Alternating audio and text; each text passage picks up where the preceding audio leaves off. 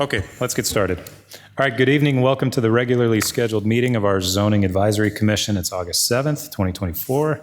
Call this meeting to order. Would you please take roll? Christ, Here. Norman, there. Mulligan, Here. Norton is excused. Russell, Here. Zaccaro. Here. Okay, can you confirm we are in compliance with the Iowa Open Meetings Law? Yes, we are. Okay, commissioners, in front of you are our meeting minutes from before July 2nd. I'll hear any modifications or comments or entertain a motion for approval as submitted. Mr. Chair, I'd like to make a motion to approve the minutes from July 2nd, 2024. Second. Okay, a motion and a second. Christ, Aye. Norman, Abstain? Russell, Aye. Zaccaro, Aye. Mulligan. Aye. Okay, those minutes are approved as submitted. Thank you. Tonight we've got an action item and we've got 3 public hearings. We're going to dive right in. Our first item is site design waiver at 900 Seipel Road. Is our applicant here? Very good. Come on up, state your name, address, and what it is you're after from the commission. Joe Delaney, 900 Seipel Road.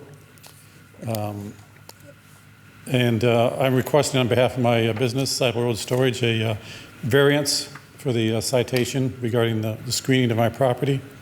The citation references code for storage of new or finished goods, materials, or equipment, which I don't think really fits my place. It's more like a new car lot. There's a lot of expensive vehicles there, as opposed to what it's traditionally thought of as like a warehouse or factory storage.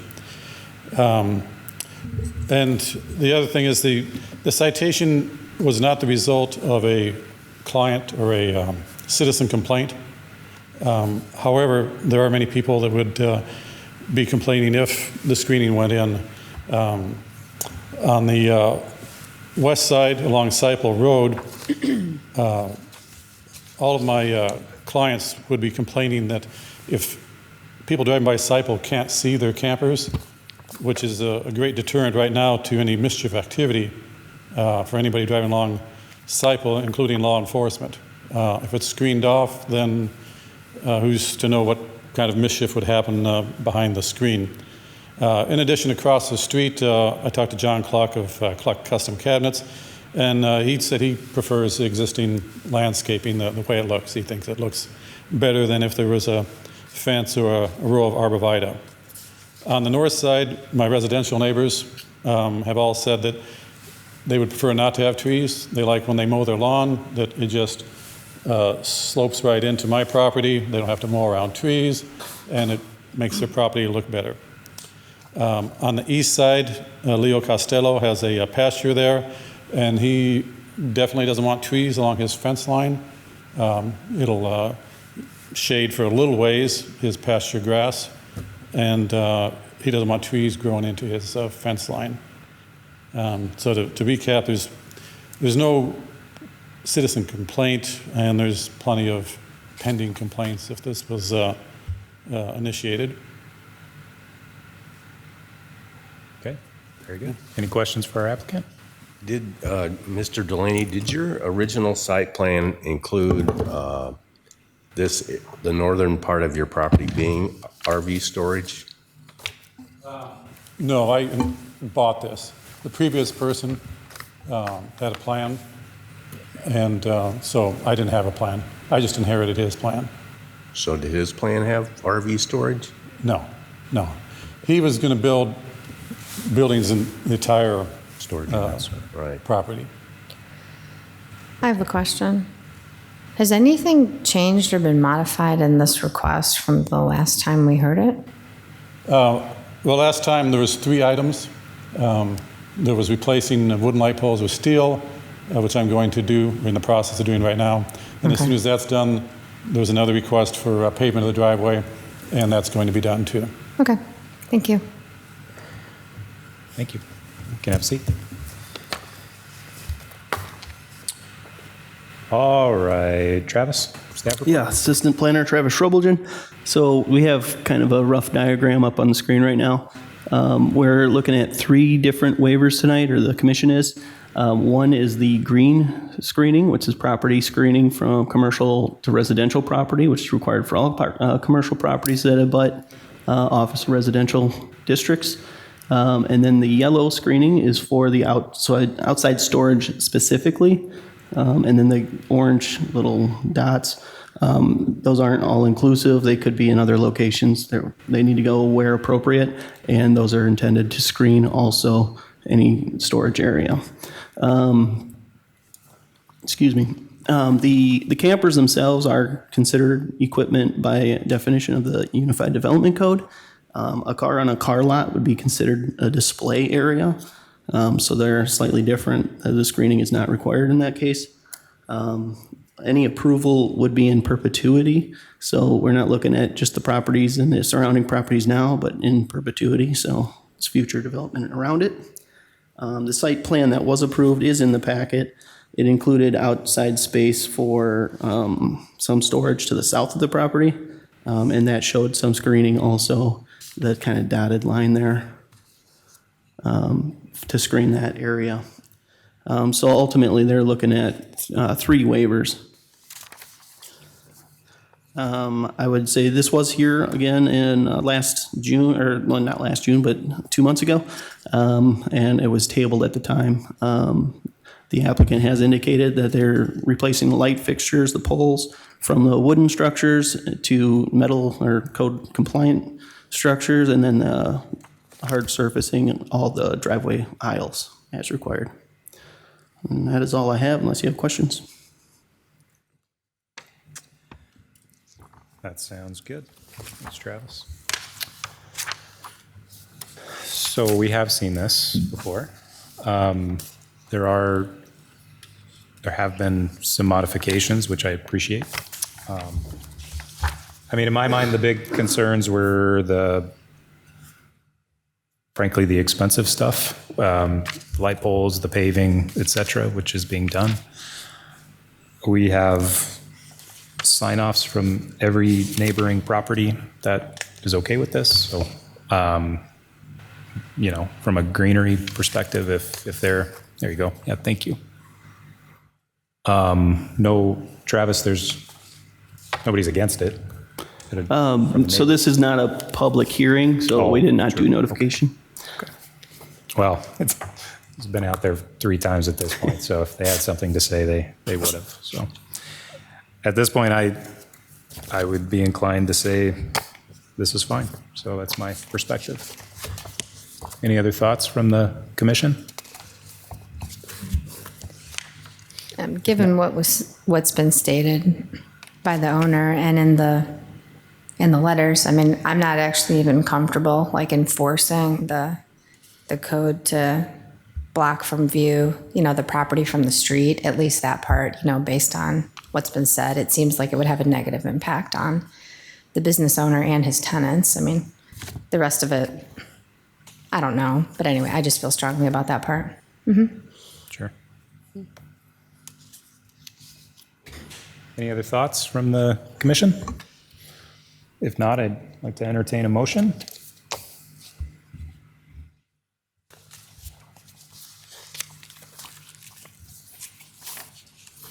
I move we recommend waiving the site design standards for screening for exterior storage in non-residential districts.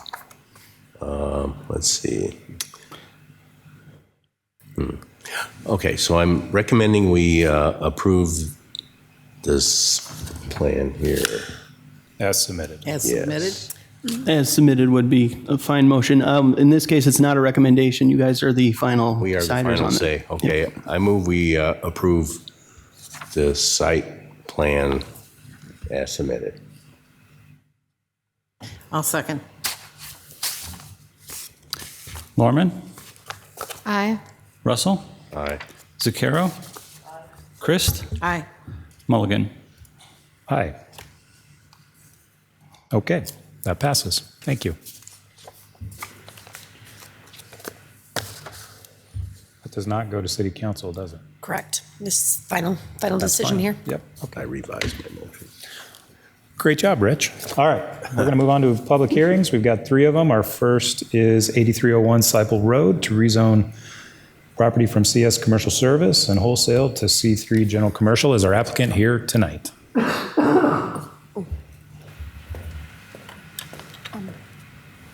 Good evening. I am here on the behalf of the owner. I'm sorry. So sorry, been- next project. Oh, You're the I'm third sorry. one. quite Yep, yet. Sorry about that. Yeah, thank you. No, that's You're okay. good. You're good. You're next. State your name, address, and what it is you're after. Ron Briner, 16901 Asbury Road. Great. Go ahead. Floor is yours. Just looking to switch it to C3 zoning. We have a potential leaser that would like to move his business from Cascade, and he's also positioned in Galena to kind of sell and service manufactured mobile homes. So it would be, he's more of a kind of like a job site based business. He just needs a place for offices, a little showroom, shop. So it's not like his equipment or anything would be stored there. As far as the second floor, we're kind of learning with the fireproofing, it's a little too expensive, to do a residential on the second floor. I mean, down the road, it might be a potential option, but just learning with the fireproofing, separating everything from the interior building, to get that up there. So that would be the main reason is he's looking to move a smaller business, 3 employees, showroom, and the residential may or may not come down the road. But of course, that'd be in the development team as well to make sure that it's up to code or passes, or could be a possibility. Okay. Any questions? Is there currently a second floor in the building? There is, yeah. On the, what would be kind of the southwest corner, there's a 1,000 square foot mezzanine. It's built strong enough that it could handle residential. It was a current moving and storage building, so they had big pallets and totes and things stored up there. 12-inch on center, 12-inch TGI trusses, I believe. So it's kind of already in place, but it's to put the walls and fireproof the steel. It would get expensive, but definitely doable with the existing. Okay. Thanks, Ron. Any other questions for Ron? One last thing, if he did go residential, or if I decided to, it wouldn't be like a rental or an apartment. This current business, they have their homes made like in Wisconsin, Minnesota, they're, kind of panel homes. So that would just be, so like when their truckers deliver the things, they would have a place to stay for the night to kind of offset motel costs. So Yeah. it wouldn't be like a per se apartment rented out or anything, so. Okay. Thank you much. All right. Can you have a seat? Thank you. So this is, in fact, a public hearing, so I'm going to open up the floor for any comments for or against right now. Seeing none, I will close it. Okay, we'll go to our staff report. Jason. Assistant Planner Jason Duba. The applicant proposes to rezone the subject property from CS Commercial Service and Wholesale to C3 General Commercial. The subject property is a lot that was recently subdivided from the lot to the west. The subject property is a .44 acre lot, which is improved with a 6,000 square foot metal warehouse and a surface parking lot. The subject property has frontage along Seipel Court.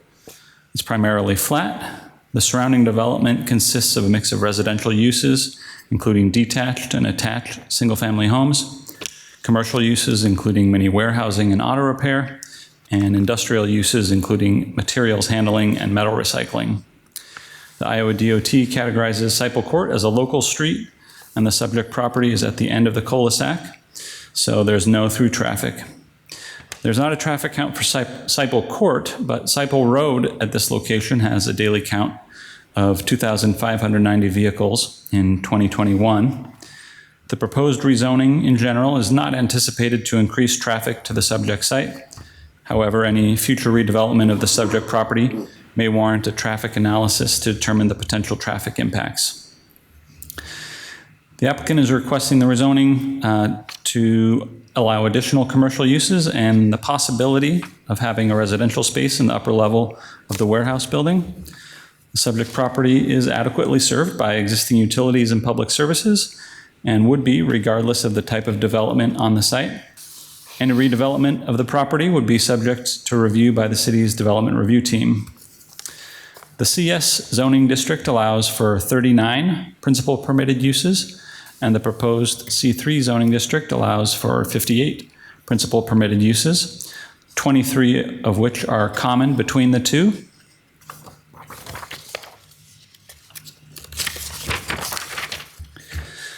Approval of the proposed rezoning is generally not anticipated to substantially alter the fabric of the area. However, the commission may wish to specifically consider whether all 58 uses within the C3 district would be appropriate in the area. It's also worth noting that the site is already developed and it is generally small and would likely require variance or waiver approvals to be able to accommodate most of the allowed uses due to development standards associated with site development, such as setbacks and open space. The comprehensive plan encourages mixed-use development that allows a mix of commercial and residential uses, and the city's future land use map identifies the subject property area as commercial. Thank you. Thanks, Jason. Any questions for staff from our commission? Seems straightforward. Entertain a motion from our commission. Mr. Chair, I'll make a motion that we rezone the property at 8301 Cyple Court from CS to C3. Second? Okay, we have a motion and we have a second. Jason?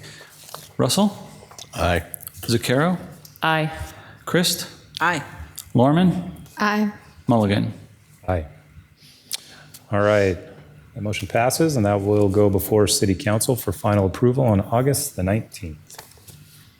Thank you. Now you're up. Come on up. All right, our next item is the rezoning of Zorro's Investments on Peru Road. My name is Videla Razic, so I'm on behalf of Zorro because he's out of the state and he would like to rezone property from R3C to R3. R3C to R3. And address for the record, please. Would you mind asking for address for the record, please? Don't believe that. Would you give me your address as well so we can put it in the minutes? 5600 Saratoga Road. Would you raise the microphone closer? Thank you. I'm catching up to you. Give me 1 second here.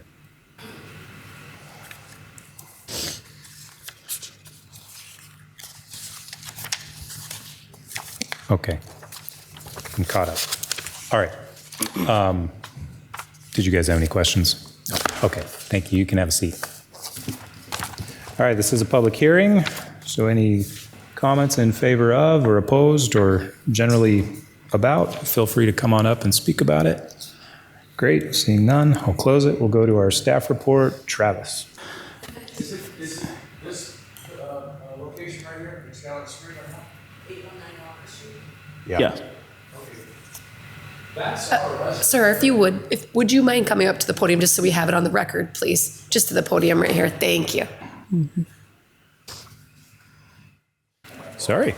No, you're fine. Sorry about that. Yeah, I'm sorry. Yeah, all these, I just don't understand what you're trying to do with my property. I'm happy with it the way it is. Yeah, all those, the numbers and everything, they're on our deeds. So everything in that area right there, the R3, it shows that we own. So how can you just do that without our permission?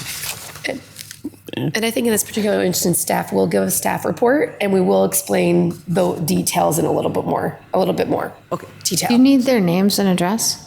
Yes, please. Well, 819. It's on the deed, it's Charles and Carlotta, but I've been remarried, so it's Carlotta Andrews, Christopher Andrews. But on the deed, it says Goodwin, right? Yeah. But yeah, that's, well, Their all of address? that's not our property, of course, but the first two down there is, and the one in the middle and the elongated one on top is not ours. But it's kind of funny because the numbers that you have there are the numbers that we have on the deed. Why is that? We can get into that. That is part of the request. This is part of the request. Maybe allow us to get into the staff report and we'll get some clarity around this. Should we sit down? Yeah, go ahead and have a seat. Yep. Thank you, guys. Potentially. I feel thoroughly confused. Right Okay, Assistant Planner. now. Assistant Planner Travis Shrubelgen. So maybe there's a slightly better map that shows the zoning district. So this property is, so let's just zoom out just one little bit. So this area, everything east of Peru Road was brought in as a county subdivision back in 65 to 75. So a lot of the streets, the infrastructure is substandard. And that's the way it remains to date. In this case, in 1992, the area was rezoned for all 12 lots. And to the south is an R3 district, and then these subject properties, all of them, including their property, Videla and our partners' properties, and then the corner property at 3870, I believe, Peru Road. So all of those are under the same zoning district. So instead of having an R3C on 3 properties and R3 on the remainder, staff determined that transferring all of them to R3 would be a better solution and a cleaner solution. To get into the rezoning itself, the R3C, the C is a condition. That condition only limits one access off of Peru Road for all 12 of those properties. So in this case, the request is to remove that condition so that any one of those other properties could have access on Peru Road. The uses are the exact same. Nothing changes regarding use, nothing changes regarding accessory uses, conditional uses, anything like that. So really the change is whether that condition stays or not. Now, when we talk about access to Peru Road, any access, proposed access would be reviewed by the engineering department. Any proposed projects would still go to the development review team and go through that entire review process. So yes, this is a case where we're bringing in extra properties or periphery properties. It's because they're under the same zoning currently. And again, it's in an effort to clean up the condition for all the properties along there. We haven't received any other public input. The property owner at 3870 did call in. They asked the same question. They have no concerns. And I believe that is all I have, unless you have questions. And if I may just add to, that was great, Travis, but I want to also add that this condition predated the city's current adoption of the SUDAS standards. So as you know, SUDAS standards are what the engineering department utilizes to take a look at spacing distances between intersections and or driveway distances, the safety of driveway and or intersection locations. So that's another reason why we felt comfortable in proposing a removal of the condition, is that those standards would oversee the properties and could help, in turn, possibly give property owners more flexibility to develop their property. As you can see, like this center lot here, which is owned by the applicant, Zoros Investments. Currently, it would be very challenging to get access to this lot because they would not be allowed another access off of Peru. And then to come this way would be from Toledo or Walker. They'd have to come across an unimproved platted alley, excuse me. And so there's a pretty hefty investment that would be required for them to do that as well. And so in an effort to kind of, again, take a look at the city standards, evaluate, but we would still evaluate development for safety and access safety, but also give a property owner, as well as the neighboring property owners, a little bit more flexibility with how they may want to develop or utilize their properties. So that's really the intent. And that is why we grabbed those 2 additional lots. And as Travis said, all the C3 or R3C was pulled in. That was the intent. And my final, just to add on to that, in 1992, there was no, anything I could find, no description or reason why that condition was placed initially. But again, given SUDAS and our requirements with review, we felt comfortable doing that. So if I'm our property owners that are not a part of, well, you're now a part of this, but you weren't until a little while ago. So we've removed a condition on their property at this point. They've now got a little more flexibility with their property. So, correct. Correct. And it does not affect, as Travis said, the uses that would be permitted on the property. Those are still the same list of uses. It just removes that access. And again, engineering would still evaluate to see if they were proposing an access where the safest point would be. Okay. Go ahead. It sounds like to me from your presentation, this is probably the most minor application that I've seen in this room. This is like a proposal to go from R3 with a condition to R3 without a condition, which is your preference. Your preference is to not have a bunch of conditions on the zoning. So all they're doing is taking a condition off the zoning. And that condition specifically restricts additional driveways onto the lot. So that is the only, onto the lots, that's the only change. So basically there's an applicant that wanted to do this, and you, the planning department, really wanted to remove the condition from just the whole thing. And that's all it is. This is like the smallest application that I've ever seen in this room, right?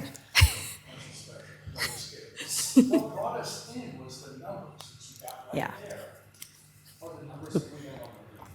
Yes, those are parcel identification numbers. Those are with your, these? those are with every here? property has a parcel identification number as for tax purposes. So you are proposing a change to more properties than just the applicant and Correct. their property as well, but it's not actually any kind of major change. The zoning stays the same. The only thing that changes is just a condition that was previously on the zoning that the planning department has just decided it prefers to get rid of because it was a bad condition anyways that you have no historical information on.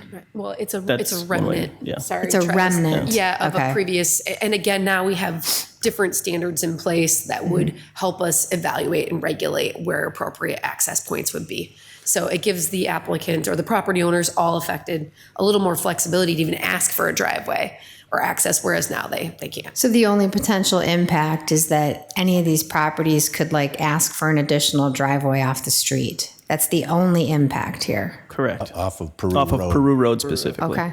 Yes. So those numbers up there, the same are on RP, that has nothing to do with the property. That, So I'm gonna lay down. Here? It They does. do, it does, but identifies your property, but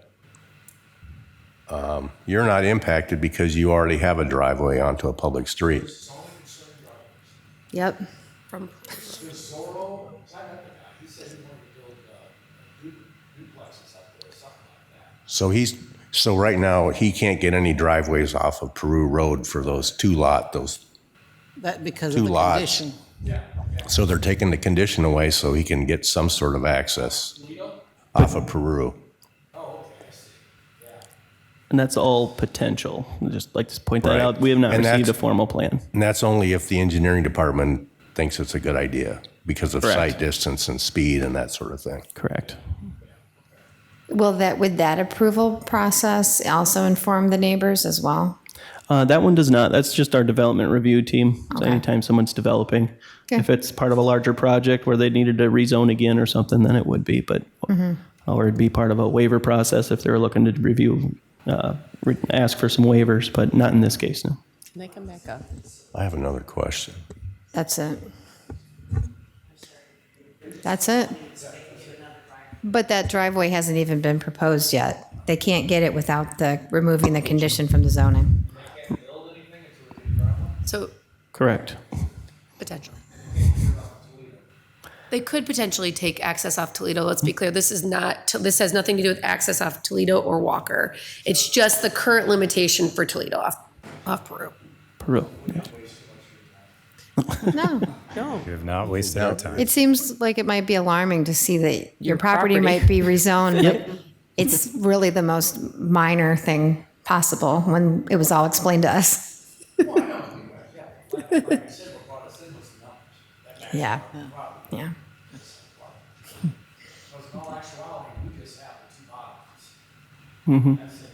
Understood. Does a C after a zoning designation always mean condition? With our zoning map, yes. Okay.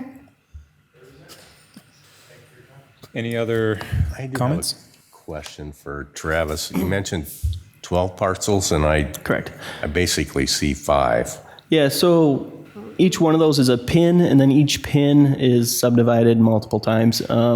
So if we read the legal descriptions, it says lot 521, lot 522, 523. So every two of those is what's represented up there. And once we get a good look at this, it'll be Sorry. a lot easier. So see, you can see there, those are the legally platted lots that exist. Now, because the pins group them, you're only seeing 6 of them. But So Or 819 Walker is the house in the lot north of the house? 819, correct, yes. And then, yep.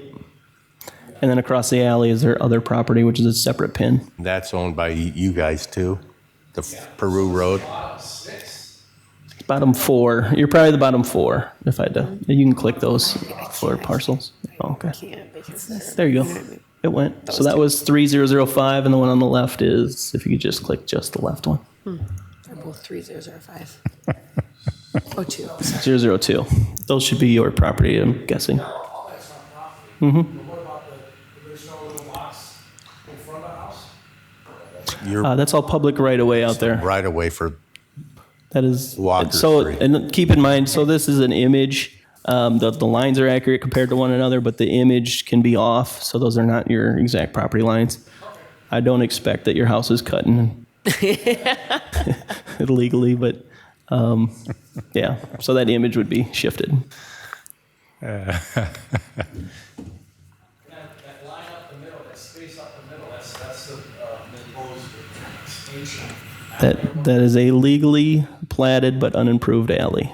And Excelsior Avenue is just to the east of that. On the other side of your house, that is a legally platted road that is unimproved. Mm-hmm. Yeah, so again, this came in as a county annexation, and these roads were not up to standard at that time, and they just have not had the investment into them. So. Well, thank you for cleaning this up, Travis. Any additional comments? No. When was this done? 1960? 90, well, annexed in 65 to 75, and then the zoning was placed in 1992. Yeah, I want to find out who did that. All right, I'll entertain a motion from our commission. I'll make a motion to rezone the existing property from R3C with a condition to R3 without the condition. Second. The properties listed. Second. Zaccaro? Aye. Christ? Lorman? Aye. Russell? Aye. Mulligan? Aye. Okay. The motion passes, and that will go before City Council on the 19th. Thank you. All right. Okay, for the commission's purposes, you were not here when I said this. I have an event I have to be at I saw 7:30. the message. Yeah, so, I went this morning. what's that? I went this morning. Okay. So in the event that this last one does go on, I will step out, but we do have quorum at this point, Correct. We'd still have a quorum. Okay, Yep. very good. All right, so we're moving on to our last item, Muirfield Properties, 405, 575, and 595 Cedar Cross Road. Is our applicant here this evening? Very good. State your name and address and what you're after from the commission. Okay, it's Julie Murfeld, and with Murfeld Properties. Our home address is 10713 Cottingham Road, Piasta, Iowa.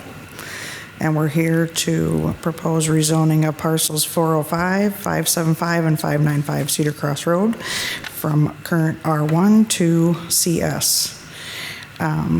So basically, 595 is currently obviously a resident. We don't reside there. We're operating it as an Airbnb. We've had all the property for sale for several months and have had varying degrees of interest. We had over 10 couples come see the house as a residential, wanting it for their home. And although it hadn't been officially like in the books yet, but it had been proposed that the city would possibly, in a 5-year plan, want to add a turning lane on 595, or right in front of, taking a portion of the 595 front yard, a turning lane back into the sports complex. Obviously, with that knowledge, I can't, in good faith, not mention to a family that, by the way, it's a potential, granted, wasn't a legally required disclosure, but if I purchased a home, I would be quite devastated to find out later on. So I had to disclose that. I could not tell families that there's a possibility for this lane to be taking a massive part of this front road, or, front lawn. So the fact then now that I see that it is in the 2027 plan to potentially put that turning lane onto Nightingale Lane, again, then the city would be acquiring that land and portion of our front yard there somehow. That obviously drastically reduces our value of the home as a residential home. People have not made, they have been reluctant to make offers because of that. I can't say that has been the definitive factor, but it definitely has been a factor in people not wanting to reside there. We do have and have accepted a tentative offer on the Cedar Cross home, the 595, should it get rezoned to CS, and it is an individual interested in running their insurance business out of that home. Again, all contingent on successful rezoning. Access in and out would be from the easement that we provide from between 405 and 595, and again, that would be also onto Cedar Cross Road. So that's the main reason for wanting to have that corner lot rezoned. It's also a predominantly commercial zone already. There's, from Cedar Cross, there's more businesses than there are actual residential homes. And the entirety of this property was actually been in my husband, the Murfeld's family, for over 75 years, from the sports complex all the way up to 595. And the development that a lot of people live in actually came from my husband's family. So because they were progressive and wanted to, let the community expand, they sold it and let subdivisions go in and build homes, et cetera. So it's been in the family a long time. But we have to make some changes, and we need to develop the property, whether it's a residence, if this doesn't pass, but the property is going to be developed.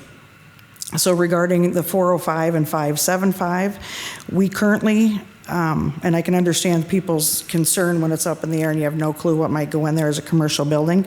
Since we have put in our proposal for rezoning, we have committed to, again, contingent on successful zoning, to the CS of building our precision transmission auto repair shop on that. It's over 2 acres. We've already had a site plan done, and we'll be working with Dave Schneider, the surveyor, to make sure, all of our T's are crossed, et cetera. And part of this reason is that we currently are at 3130 Cedar Cross Court. And in the last few months, the city has eliminated any on-street parking for us, and we're an auto repair, we're a transmission repair shop. So we do have, and we're landlocked on a corner, and it's really been inhibiting, and we're just out of space. So we have this, perfect area right on 575 and 405 to put a building that would house the shop. And regarding excess traffic, every car that comes to Cedar Cross Court right now already goes on Cedar Cross Road. So this is not an increased traffic situation to Cedar Cross. They would just be turning sooner than they would be to Cedar Cross Court. So it's definitely not an increase in traffic. We're not assuming we're going to have a big customer boom. We only have maximum of 7 employees, and operational hours are just Monday through Friday, 8 to 5. We're not open on weekends or evenings. Customers, it's not a high traffic, not high foot traffic. Customers drop their car off and they'll pick it up, at some time. The building will be big enough to house the vast majority of cars, because we don't like to leave them sitting outside. So, we want to keep it looking nice and neat. So comparing it to what an actual household, I know if we built a house there, we have 4 kids, 4 dogs, 2 birds. The traffic's going to be, and everybody's got a driver's license, everybody's got a boyfriend. So the traffic's going to be far more excessive if a residence is there than the type of business that we would actually operate. So I just want to eliminate some of the concern regarding the traffic. We wouldn't be utilizing Nightingale Lane. Our entrance and exit is and would be at the 405 lot. So that 405 lot is where we'd be actually making the driveway in. And then the property, you can see the length of the lot there. So the building would run the length of that, and we would just put up 1 building, and again, it would just house the transmission shop. It's a low sound business. We don't have big heavy equipment. We don't have, it's not obtrusive, and we would want to be considerate of the neighbors. But again, we're operating at the same hours that others are operating. The same type of businesses down the road. So that's what we are proposing, and that's about all I have. Okay, thank you. Any questions for our applicant? Yeah, which lots currently have buildings on them? Is it just the 595 that has a house? Is there a house on 405? What's on 575? So there's nothing, no buildings on 575. 405 has I'd say it's a 1.5 stall garage. That was there when we purchased it. And that's the other fact that I'd like to point, this land's been for sale for so long. If other people had wishes for it, I mean, they've been more than welcome to make an offer and they can do, do whatever they would like with it. But we do need to develop it. I've been sick for over 10 years and I'm finally back. So now it's time to make things happen, and we are going to develop the land one way or the other, be it residential or commercial. So 595 is where the current house is. Correct. Yes. Thank you. Thank you. Any other questions from the commission? Okay, very good. Okay. Thank you. Thank you. All right, so this is a public hearing, so I'm going to open it up here in a second. I'd ask that we are concise and thoughtful in our comments, whether we're in favor of or opposed to. So with that, I'll open it up for any comments. And by the way, if you would state your name and address. What's that? Oh yeah, that's a good point. If you do want to speak, maybe line up along the wall there just so we can move right through it. Thank you. All right, the floor is yours. Hi there. My name is Mike Reinert. I live at the residence of 401 Cedar Cross Road.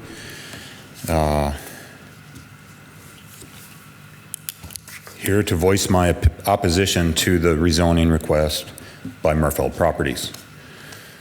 Though the neighborhood along Cedar Cross Road is mostly commercial of some sort, properties in question,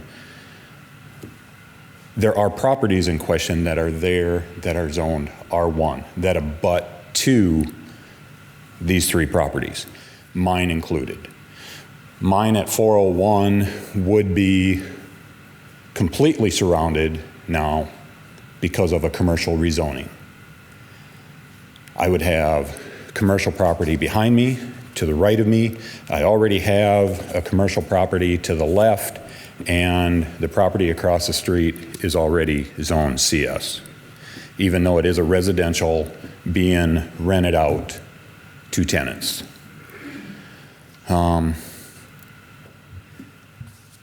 Just with that, I don't want commercial next to me. Commercial is going to have a negative impact on my property and, decrease the value.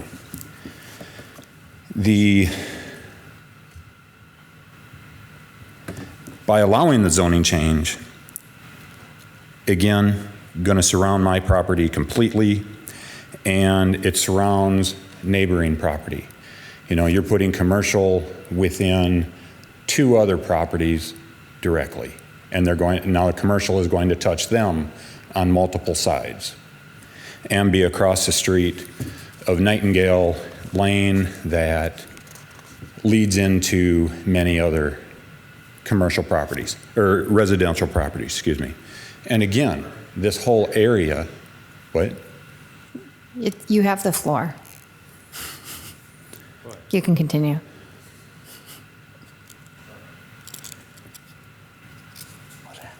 And those properties will also be affected negatively, most likely because of the rezoning. A lot of unknowns are there with no direct plan as to what we're doing. I mean, to say that, yeah, we're going to put a shop, nothing's been brought to planning that we're going to put a shop there. Nothing has been brought to planning that we're going to put an insurance company in the house. So to rezone it now leaves it open-ended, wide open as to what can go there. As stated earlier, there's 39 potential uses for CS. With commercial properties do come other impacts that, noise, garbage pickup, loud trucks. Early hours in the morning. I already deal with, at Birch Heating and Cooling, 4 a.m., a commercial garbage truck comes and picks up their dumpsters. There's 3 dumpsters. You hear this. I get woken up by this. Now you're going to surround my property with the potential of 3 commercial uses or 3 lots. And again, I'm not the only one that's going to get affected that way. You know, even right now, you're asking to zone, but there's no definite plan. If it was a residential property that we're going to put on the residential property, great. You're already in a residential area. You're already zoned for it. Do it.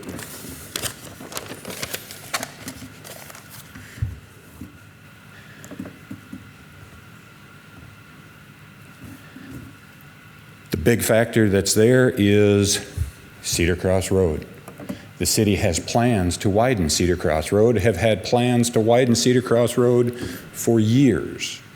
And not only does it affect 405, 575, 595, but it also affects mine. I have a large percentage of property out to the front of mine that is right away. But that right turn lane comes in. Now you have buildings that may be established because a zoning change took place here now. The road gets fixed 5 years from now. After buildings are there, who knows if setbacks for those buildings are going to be concurrent with the road coming in.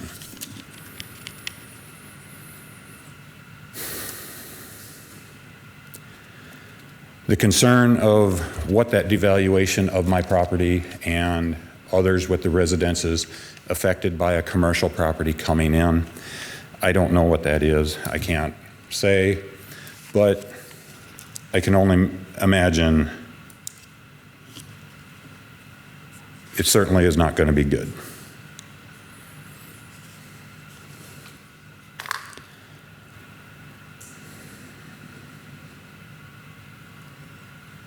You know, as it is right now, because of the overflow, or because of the city taking away the parking on the street at Cedar Cross Court for the transmission shop that Murfeld Properties owns, now vehicles are being parked on an R1 lot, and there's probably 10 vehicles back there. And in the last 2 weeks, now because of a problem with parking, now it's appearing on these lots and unsightly, and it just gains to the negative impacts as to what's to come.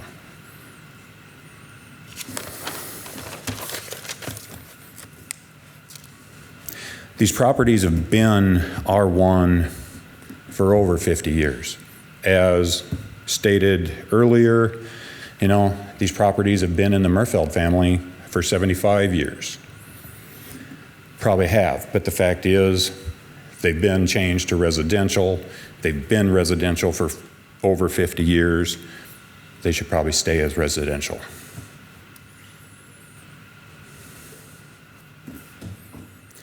Anything else, Mike? Again, June 23rd, June of 2023, last year, we were here for rezoning of these same properties, and it was turned down then.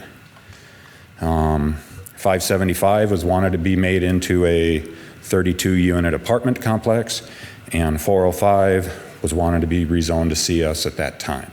It was turned down. I appreciate the members that did vote to turn it down then. I remember, Mr. Russell, that even then you were definitely not in favor of putting commercial property in the middle of residential property. I hope your feelings are still the same way that way, or that way now. Thank you for listening. Thank you, Mike. State your name and address. That'd be great. My name is Jason Moss. I live at 3095 Nightingale Lane.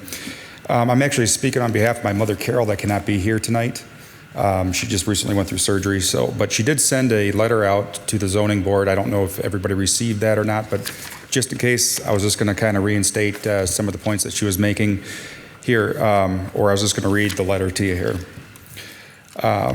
Says that her name's Carol Moss. I am a longtime resident of Nightingale Lane, residing at 3095 Nightingale Lane for the past 51 years. I'm reaching out to express my strong opposition to the proposed rezoning to the property that borders two sides of my house.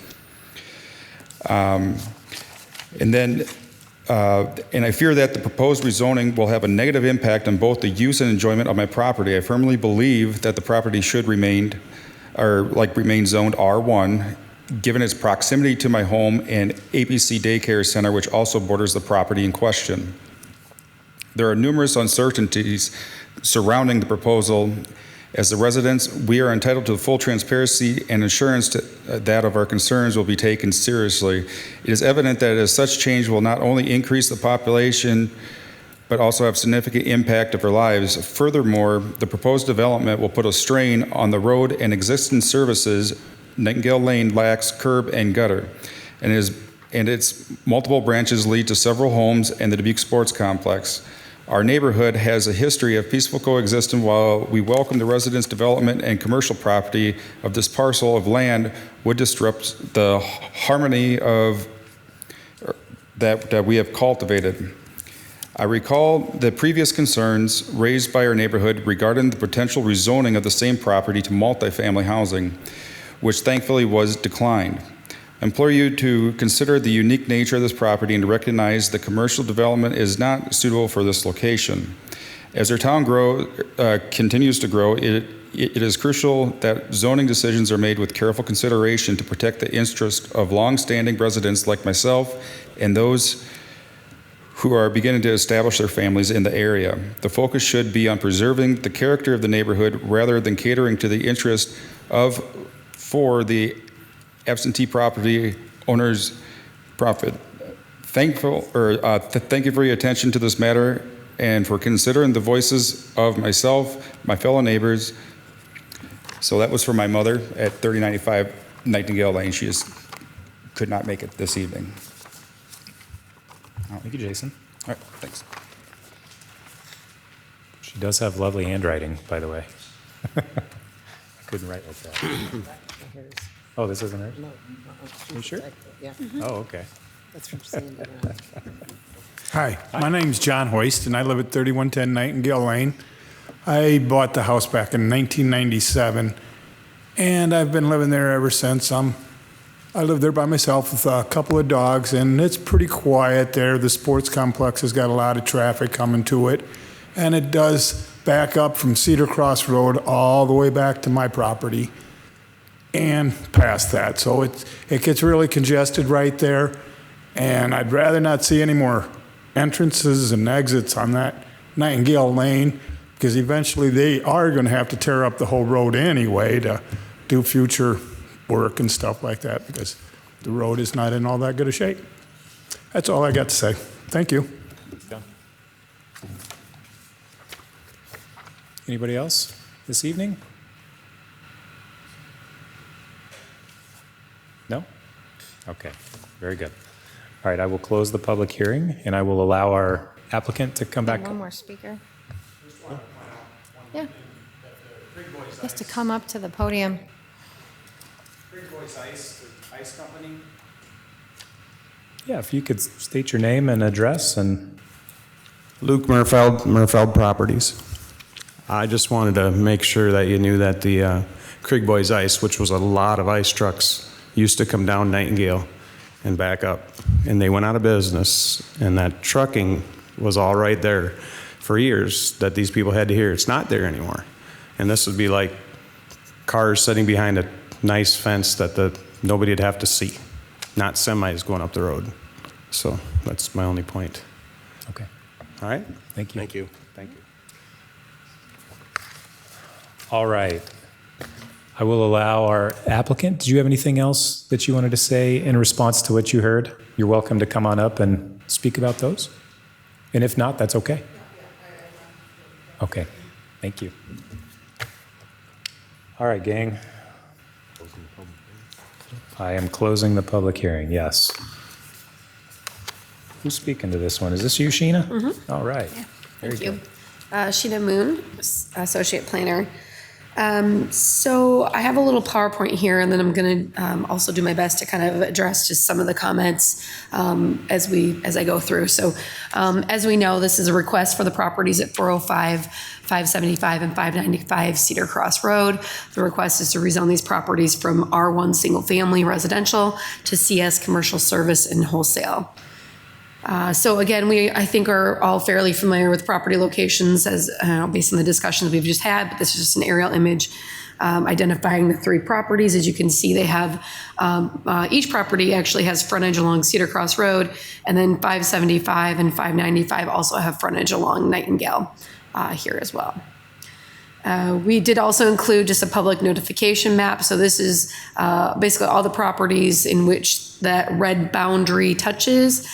We do notify property owners within that boundary. So, if there's neighbors perhaps down Nightingale Lane that didn't receive a notice, this is why. This is what the code requires us to do as far as notification. So we can't be arbitrary with that. We have to adhere to that very specifically. So again, we've discussed a little bit of this already, but I want to recap here. 405 Cedar Cross Road is improved with a detached garage currently. There's 575 Cedar Cross Road, which is undeveloped, that larger undeveloped vacant lot. And then again, as we've mentioned, 595 Cedar Cross Road has that existing single family residence on it. And as we've also mentioned, the properties have historically been zoned for residential uses. So the three lots together total about 2.81 acres. And as I mentioned before, the frontage is along Cedar Cross and Nightingale. The site is generally flat along the Cedar. When I say the site, I mean the three lots collectively is generally flat along Cedar Cross Road. There is some good sloping downhill towards the southwest corner of that 575 lot. That's about a 70-foot elevation change on that property. And again, adjacent land use, let's just talk about that a little bit. So residential and commercial to the north, east is residential across Nightingale Lane. And again, I'm talking about the property collectively, the three lots. To the south, we have a mix of residential and commercial. And to the west, directly abutting this property is residential. And so Dubuque Sports Complex is in this area, the ABC Learning Childcare. I believe the Glacier Ice is actually no longer there. There's a mobile home park, and then again, a mix of commercial and residential uses surrounding these sites. So I want to talk a little bit about development in general. Utilities on this, in the area, so when we're talking utilities, we're talking about water and sanitary sewer mains. They are located along Cedar Cross and Nightingale, and as we understand it, would be both would be adequate to serve development on this property. That being said, and I will get to this later as well, but I will mention it now, that any development on these properties, and I mean redevelopment of the site, would be subject to our development review process. So that is a process that brings together multiple city departments to take a look at various development factors, such as traffic would be one that we would evaluate, stormwater would be something that we would take a look at. Access, where an appropriate access is, whether or not any development was potentially triggering a requirement for improvements along Nightingale Lane and or Cedar Cross. All of that would be, we would look at it from a zoning perspective, from the planning side. And so we would evaluate items such as setback requirements. So properties, any adjacent residential properties, these CS properties would be required to have a minimum of a 20-foot setback, which is more than what just residential to residential would allow. If there is any exterior storage of vehicles, that would be required to be screened as well. We would take a look at any improvements. We mentioned improvements to Cedar Cross Road. That is something that the city has been planning in a capital improvement project for 2027. Again, we would take a look at any development on these lots to see how that might impact the proposed or the planned improvements along Nightingale and Cedar Cross. I know there was a comment about setbacks and how that could potentially be affected if those future, if these properties are developed, then how might that be affected with future changes to those roadways? So the engineering department would take a look at that now. We would be evaluating that at this point, knowing that there's going to be potential future improvements, or there are planned future improvements along those roadways. So that would all be part of the discussion through that development review / site plan review process. So I just want to mention that with respect to the bigger picture. And I know that sometimes it feels as though we're kind of putting the cart in front of the horse. And I will also take a little sidestep here to talk about, so June of last year, the commission did see a proposal for rezoning of a couple of these properties, 2 of these properties. One was the corner 1595 was being proposed to be commercial service. And at that time, the 575 lot was proposed to be a planned unit development. So planned unit development with residential focus, so planned residential focus. So how that differs from this request, when we have planned unit development requests, we require a site plan. We have to have a conceptual site plan in order to move those forward. And so that is why at that time there was a conceptual site plan proposed. In this instance, the applicants are requesting a traditional rezoning, which is from into one of our standard rezoning districts. They're essentially not asking to have a special planned unit development. So it's a little different. We don't require a conceptual site plan review at this point with this type of a request for that traditional rezoning. And so again, if this were to be approved, it would be required that any site development would go through a development review team and site plan review. So I just want to point out that distinction between the previous proposal and what's being requested today. And so public services, we are adequate to serve the property no matter how it might be developed. With respect to the environment, the property itself is, for the most part, really largely unimproved. There are some mature trees and shrubs on that 575 lot, as well as peppered through the other 2 properties. And as I mentioned before, any type of development, if approved for rezoning, would require site plan review. So that is something we would look at. Again, we've talked about adjacent property uses, so I'll move past that. I'll touch on traffic a little bit. So Cedar Cross Road, as of 2021, did have a average daily count of trips of about 9,800 trips per day. And then Nightingale, at that time, did have about 853. Those are the most current counts that we have. Again, I want to emphasize that traffic analysis and/or study could potentially be required with redevelopment of these properties. So we would take a look. In that instance, that would come through that development review / site plan review process. And the engineering department would determine, based on a use and the proposal for the property, what type or level of analysis may be required. So that would come at that time. And I've already mentioned that there is plans to improve portions of Cedar Cross Road in the fiscal year of 2027, as well as a right turn lane onto Nightingale Lane as part of that. So now I want to touch a little bit on the permitted uses. So yes, there are a total of 39 uses that could be permitted, or principally permitted uses in the CS zoning district. Have included a list here. And so these would include uses such as what the applicant described, which would be something along like the vehicle service and repair side. There are some uses in here that could potentially be prohibited. Well, it might be not prohibited, but more challenging to develop this property with, or any of these lots with, simply due to the size of these lots. The commission may wish to consider whether all these uses would be appropriate. That is certainly something that you may consider and discuss. But it is anticipated that potentially some of these might be a little bit more limited because there will be parking requirements, there will be setback requirements, and so on and so forth. So that is something to keep in mind as well. Let's see here. So we did receive public input. And one of the letters was read into the record tonight. And we also did provide the commission with copies of both these letters. There was also an email from the property owners at 3400 Nightingale Lane. So that is in the packet and has been provided to both the commission and the applicant for their knowledge. I'm just double checking my notes here to see if there's anything else that I have perhaps missed. So again, that the comments about traffic and congestion, just want to reiterate that would be something we would have to look at through that site plan review process. And then there was a comment about vehicles being stored on the property currently. So I just do want to make sure that, or mention that is not a permitted use on the property currently.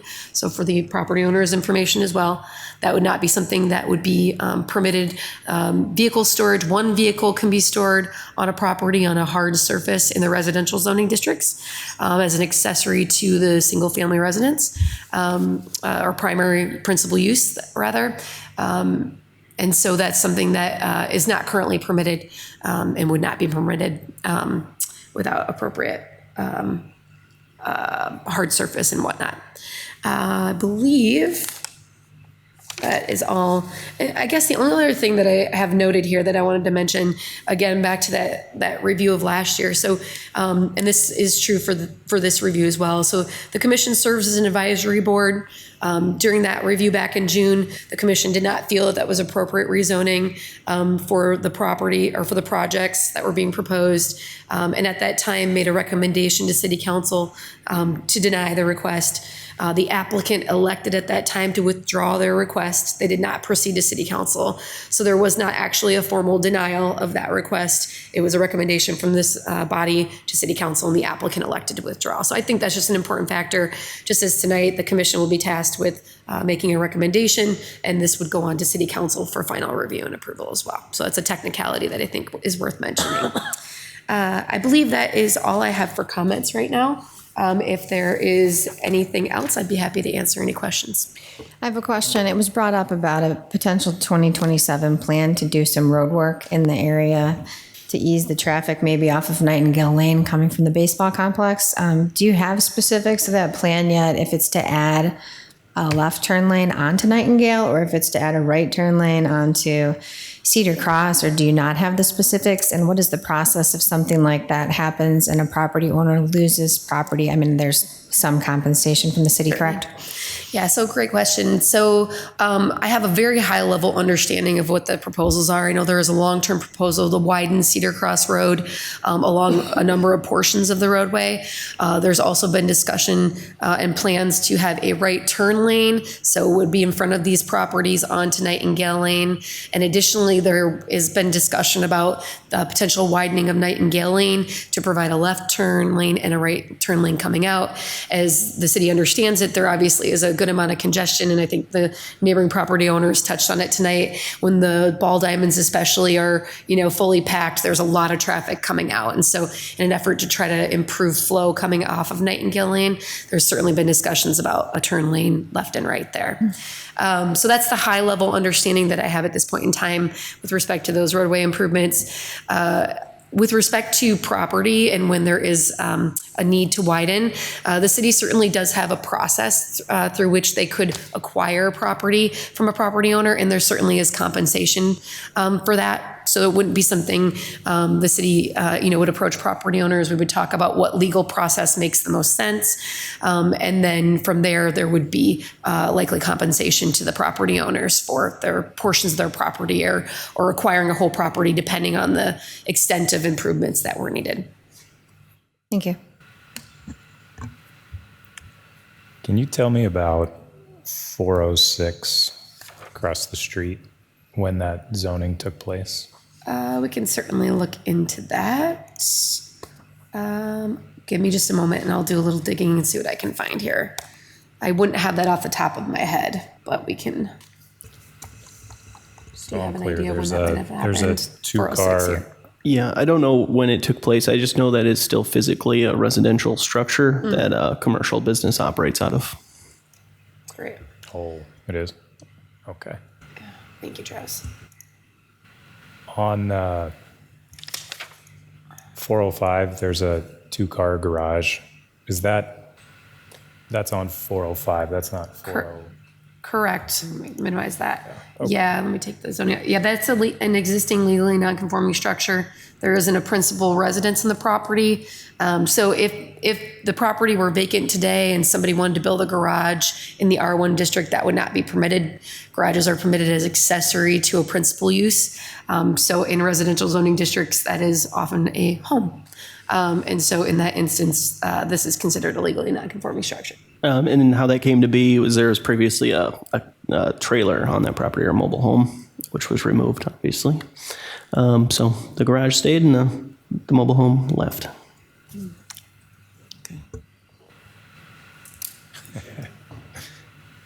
I feel, okay, well, I'll share my perspective in a second. So public input is. No. It's closed. Public hearing is closed, sir. Hang on a second. The public hearing has been closed.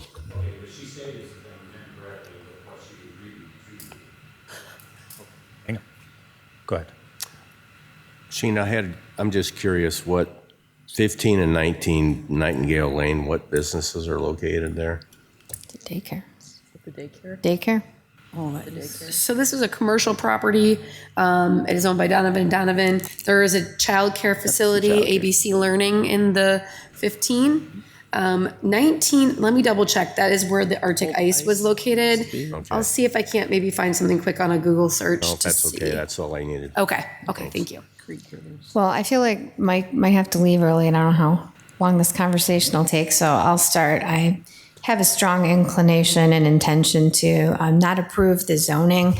I think that this is one reason zoning rules exist, though I, empathize with the property owner's situation about the proposed street and the development. The proposal is to cut, right through two other R1 properties that would be isolated, and, this is currently right now a pretty nice mixed use area, but mixed use areas don't remain as nice mixed use areas if you start cutting through the middle, of the little R1 bubbles in them.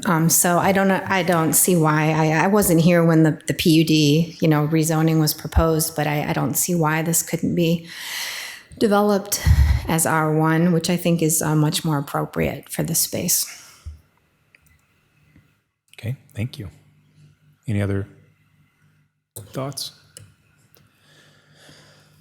All right, I'll make some comments here. So last time we had 30 some odd units. The concern at the time was traffic. It was headlights. It was things like that. This is just a weird spot in town. And to your point, I do, for those at 3095 Nightingale and 401, Matt. Mike, we've heard from you Said Mike. more than once, so we appreciate you coming in. I don't know what a property owner does here. I mean, one idea for consideration is, and actually, I do want to highlight this. Coming in with a plan is many times a negative, because then the assumption is that it's been approved and everybody's thought through it, and there's 10 questions of, I can't believe you didn't think of this, that, and the other. So you're darned if you do, darned if you don't. If you come in with a floor plan, for example, 595 seems like a situation where an office could certainly reside. Clearly, that's going to be a turn lane at some point. As has been stated, a large percentage of this is commercial already. I drive it every day. It's largely commercial. An idea on 575 and 405, and this would be something for the owners to consider, not tonight, but soon.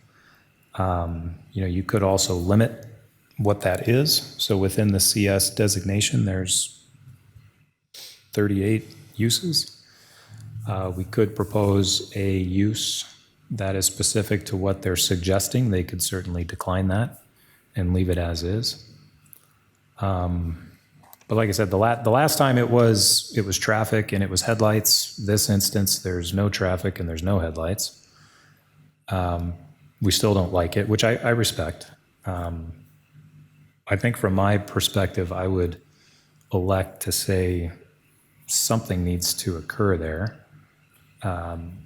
Behind it's all CS. Matter of fact, if you look at the maps, there's 25 cars parked in front of 15 and 19. So there's cars there all day, every day for a commercial use, let alone what's going on at the sports complex. So I lean towards a solution that allows for the redevelopment of those parcels. Those houses no one's buying them, obviously. And I don't think it's a good use for R1. I don't think anybody's going to put a custom home in the middle of a commercial area. So that wouldn't make sense for anybody to make that investment.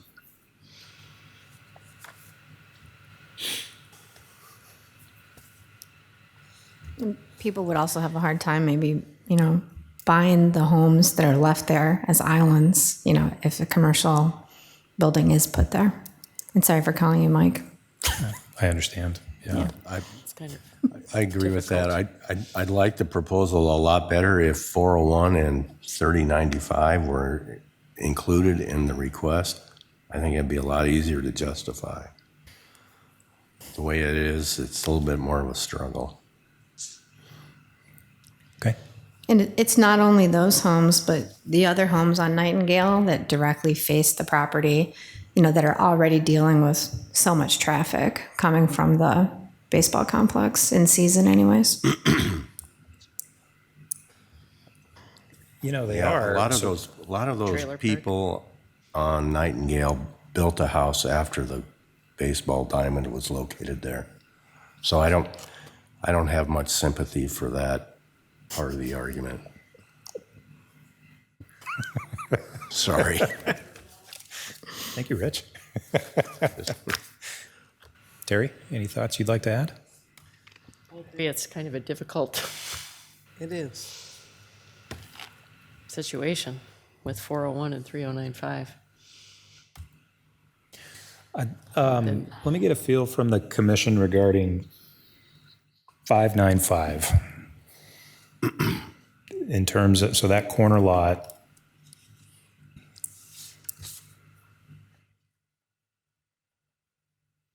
It's pretty small by itself. You couldn't do much with it besides a house, it appears. or an office. Right.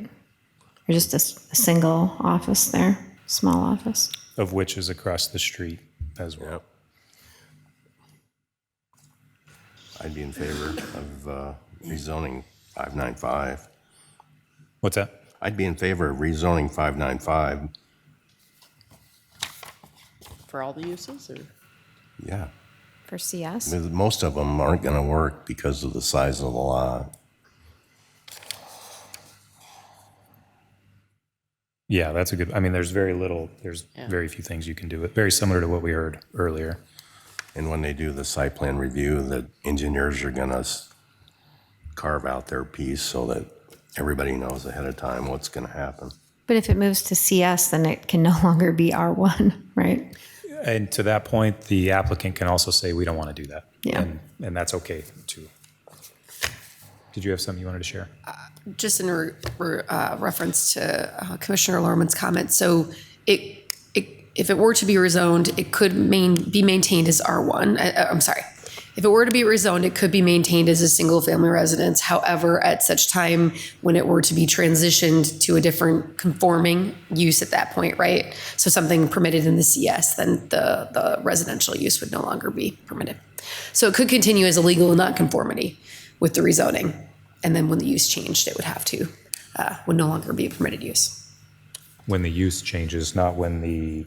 Yeah, so let's say that 595 is rezoned and it's CS now, and the property owner has a lease with an existing tenant. And I don't think that's the case here, but let's just say they have a residential tenant in there that wants to be in there until July 1st or for a year or whatever. And after that, they want to change it into, they could do that. They could allow that legally non-conforming use to be maintained.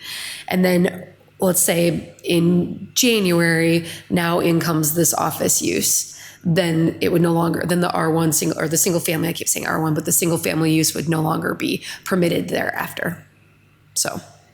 Okay.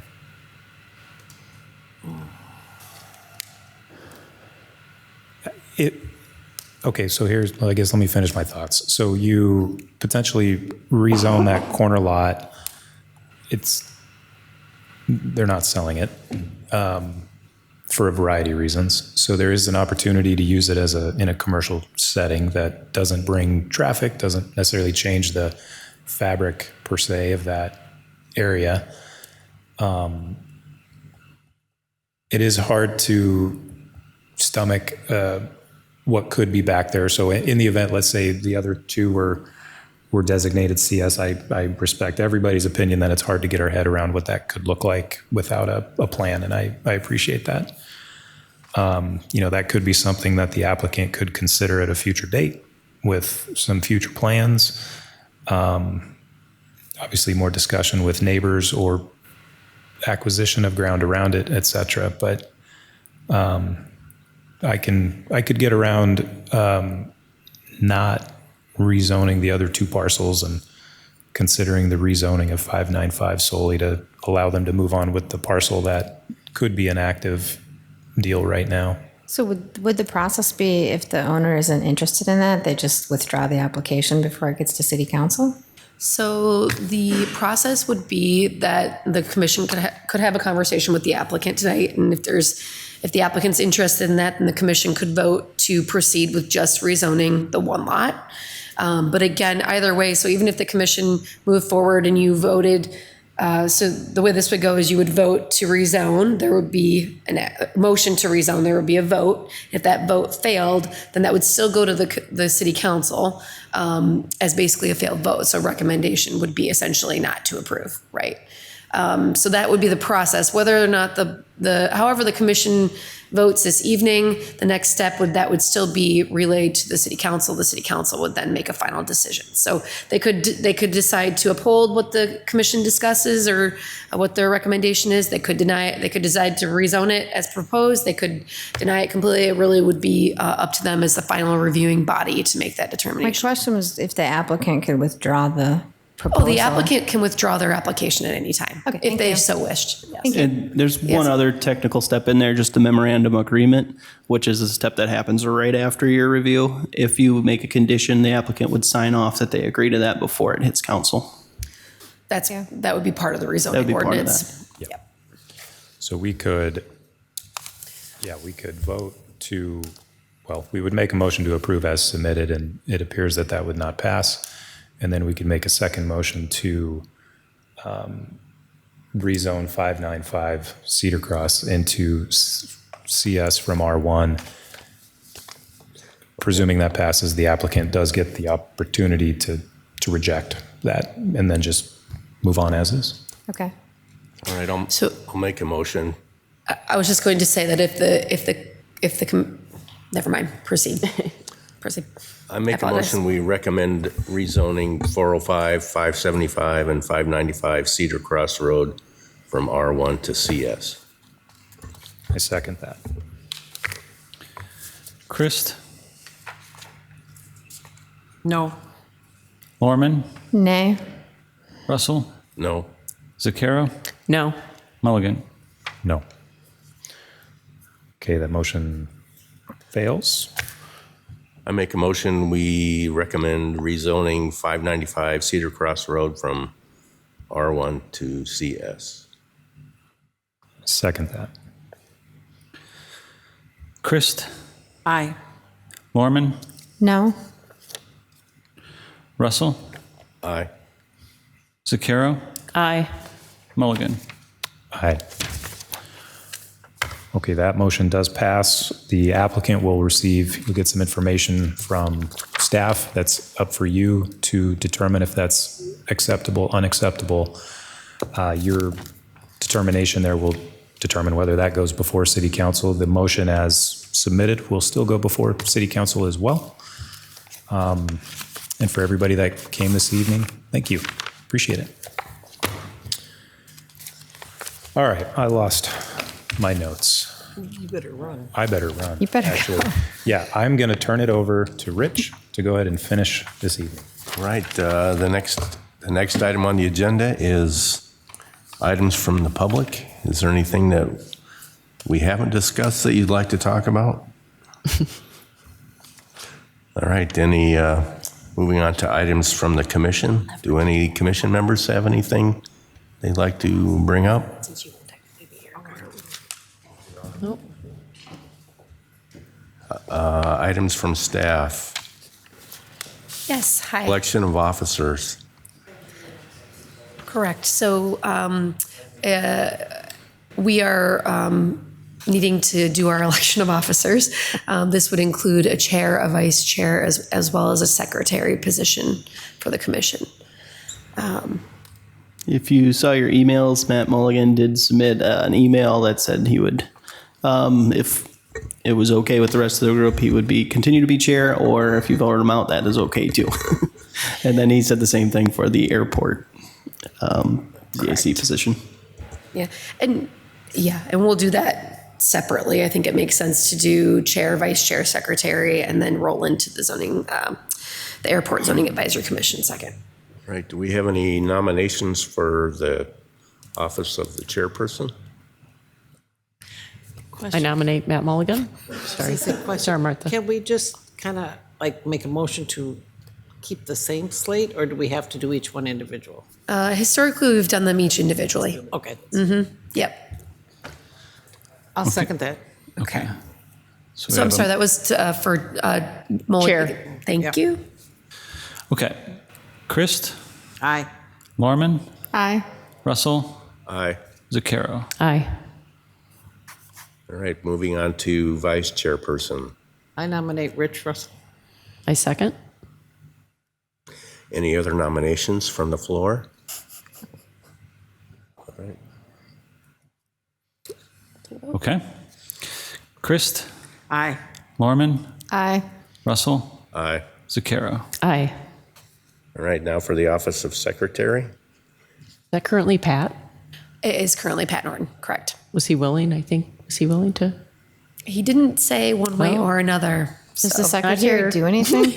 Not much. There's not much responsibility. They would be essentially the third person in line in the event the chair and vice chair were unable to attend a meeting. So, Okay. And staff takes the technical secretary duties.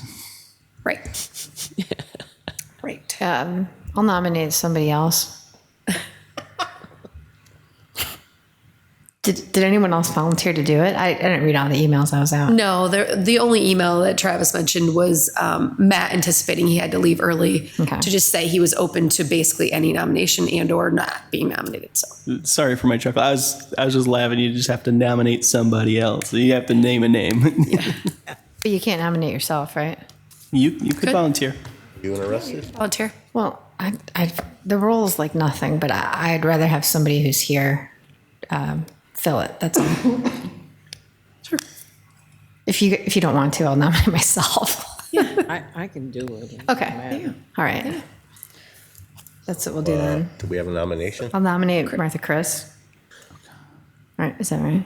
Oh, nominating. Okay. Okay. I can't even see her name. Okay. Right? Did you nominate yourself? No. Martha. Nominate Martha? Yeah. Oh. Yeah.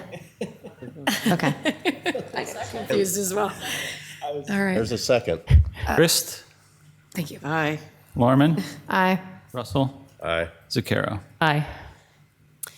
Okay, and then we do need to nominate two people for the Airport Zoning Advisory Commission. I will say that that commission has yet to have a meeting. So there's not a ton of responsibility anticipated with those roles, but we do need to have two people on that commission. Who was on it previously? Is it I'm Matt on and there Rich? now. I think Matt Okay. and Rich, right? I'd be happy to keep going. Matt did volunteer. That's Yeah. correct. Is that a legality I that nominate you have Matt. to have a commission even though they've never met? Correct. I nominate Matt and Rich. Okay. We'll do I'll that second. as one. Okay. Okay. Christ, Aye. Lorman, Aye. Russell, Aye. Zucchero. Aye. Okay. All right. Adjournment. Excellent. Is there a motion to adjourn? Motion? Second. All in favor? Aye. Thank you, everyone.